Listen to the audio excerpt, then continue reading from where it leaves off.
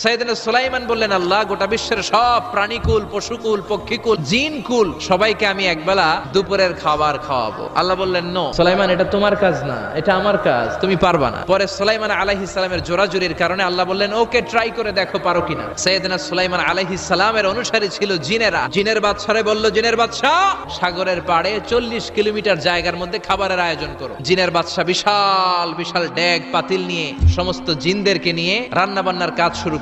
40 kilometre ব্যাপী জায়গা নিয়ে খাবার তৈরি করা হচ্ছে।